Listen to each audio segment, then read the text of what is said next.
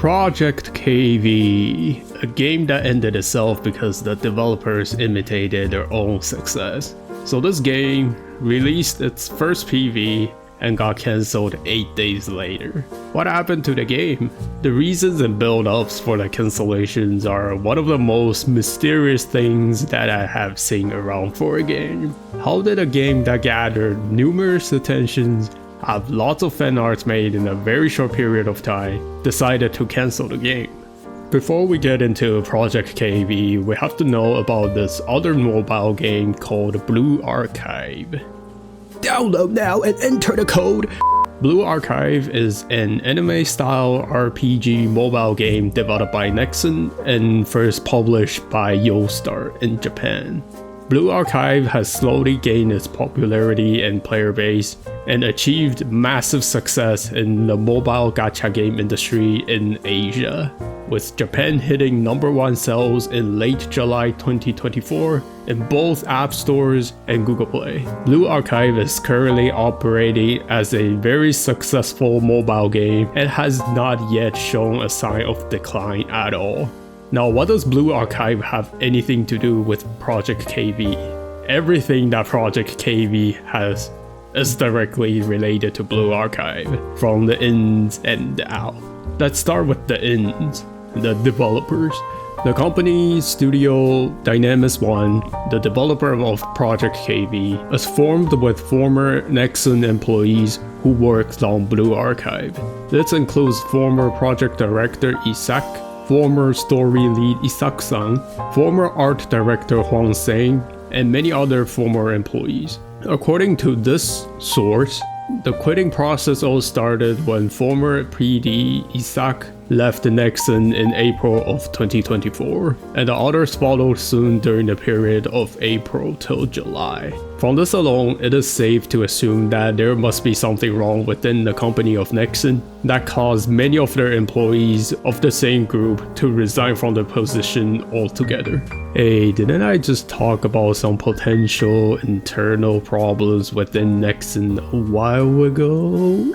Now, I don't usually stand up for big companies most of the time, but in this case, it just didn't seem like Nexon was doing anything wrong or suspicious. Let's talk about the most obvious thing first, which is the amount of money given to the employees. A short summary, according to this article again, is that the former art director and former story lead both have an incentives that are higher than the CEO of Nexon Games, as well as the director of Blue Archive, Yong-Han Kim. So this takes out the possibilities of being underpaid or unfair incentives.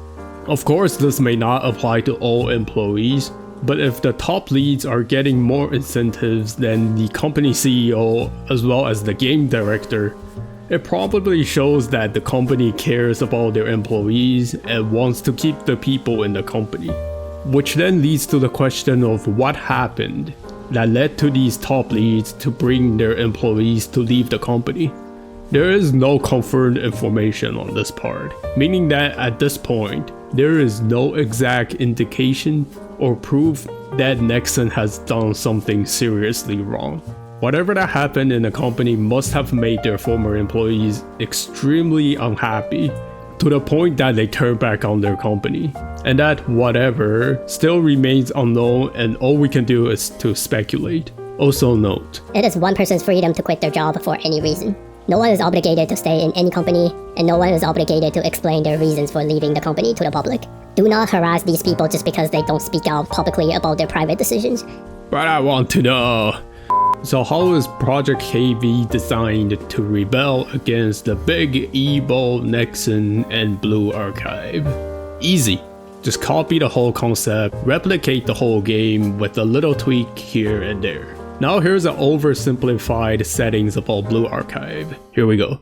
Schoolgirls, academic city, everyone carrying a gun, and have a halo on each student. Next we have the settings for Project KV. Schoolgirls, academic city, everyone is carrying a katana, which is a sword, and have a halo-ish circle on each student. A direct plagiarism from Blue Archive.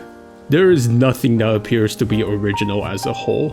This game feels like every knocked off version of Candy Crush. Essentially they're the same game, but with a different skin.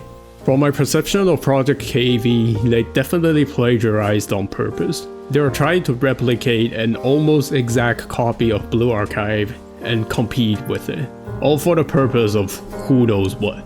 Maybe it is for the revenge for that whatever that happened back in Nexon. But all of these made a part of the Blue Archive players felt betrayed by the developers. The players are not mad because they left Blue Archive and moved on to a new project, or a new game I should say, but rather they're mad because they left Blue Archive to make the exact same game and try to go against their own work for unknown reasons. However, would this game work from plagiarizing? The concerning part is that it might have actually worked if they did not do all the other controversial stuff that they did.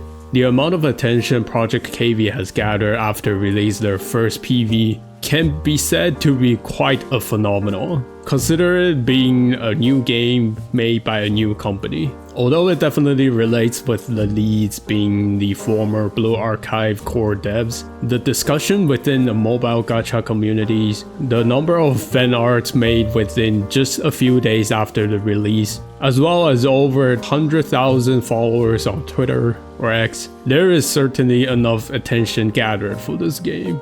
After all, it is the players who choose to play or not. And if you know anything about the weeb type of players, is that as long as the characters are attractive enough, they will play the game. Doesn't really matter if there are controversies that occurred about the studios or the people who are involved in the making of the game. In the end, it is just another game for entertainment for many of the people. And the thing is that the majority just wouldn't care. So what other controversial things did they do? Well, here are some notable mentions.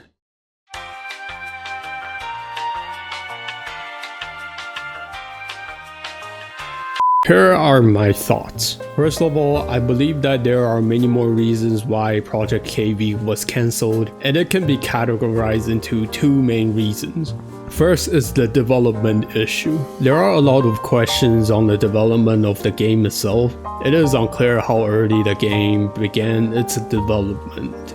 Dynamis 1 has not released anything about the gameplay itself, and no one knows what the actual game of Project KV is going to be like.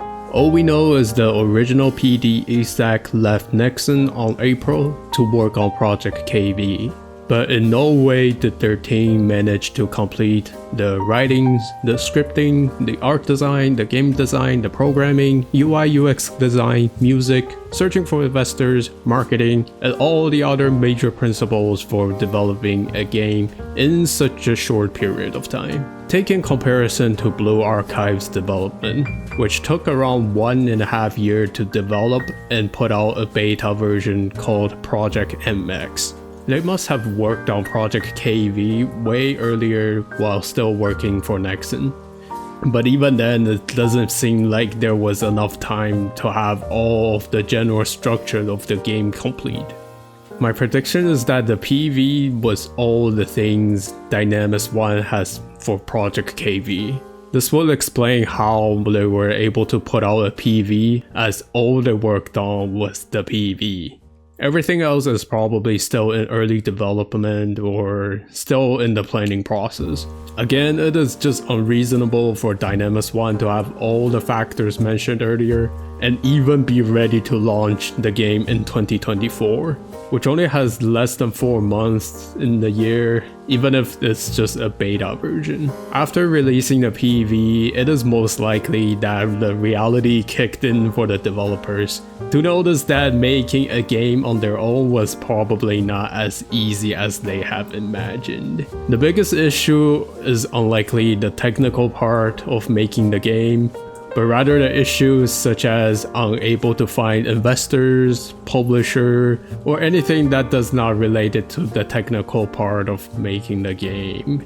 On top of that, they need a legal team to protect their company assets as well as the game itself, which brings to the next point of the pressure from Nexon. There are rumors about Nexon taking legal actions against Dynamis One, which appears to be false. Now, I don't know too much about the legal system in Korea and everywhere else, but I assume that Nexon can take legal actions against Dynamis One if they really wanted to. Plus, Korea takes gaming very seriously, so it is not hard to assume that there are probably some stricter rules on situations like plagiarizing. Also, it might be possible for Dynamis One to use existing assets or resources from Nexon during the development of Project KV. All these are my personal perception and I have zero evidence to back up my claims, so remember to just take them as an opinion. I think it is possible for Nexon to take legal actions, and that certainly puts on some pressures for Dynamis One as a company. After all, Nexon is a much bigger company while Dynamis One is just a startup. Although Project KV is developed to obviously rebel against Nexon and Blue Archive, when it comes to actual serious problems that involve the legal system, the consequences become much more severe, and there is no point for anyone to potentially put up their livelihood just for rebelling for whatever. Hence why I think Dynamis One decided to cancel the whole Project KV. Because of how obvious Dynamis One wants to compete with Nexon and go out their way and not be afraid to plagiarize their own work, I don't think they would really turn back on themselves and realize that plagiarizing is probably not a good idea, unless something is really out of their control. The two major points that I just talked about are something that I believe are the main reasons why they're canceling Project KV. The actual game development encounters issues that the developers themselves cannot solve, as well as potential legal issues. Both factors are critical to Dynamis One since after all it is just a startup company that has not accomplished anything yet. The difference between available resources is just incomparable, and Dynamis One is in no way in the position to compete with Nexon yet. I think it is unfortunate that Dynamis One made a Blue Archive 2.0 when they totally have the potential to develop a completely new game. Based on the fact that the developers who were the crucial part to the success of Blue Archive, yet they decided to do a complete knockoff of Blue Archive, turned back and challenged the company that once helped them to become successful. One thing leads to another, Project KV is eventually cancelled.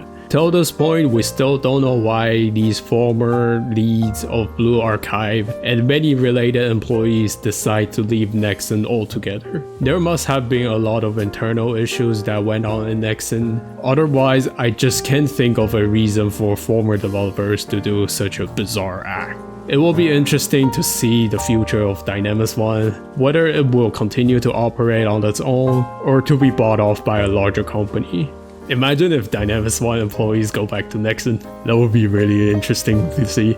The most interesting thing is that what kind of game will they put out in the future? So what do y'all think?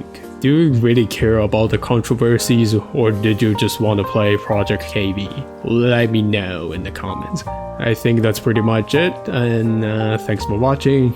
If you liked the video, feel free to like and subscribe, and I'll see you in the next talk. Bye bye.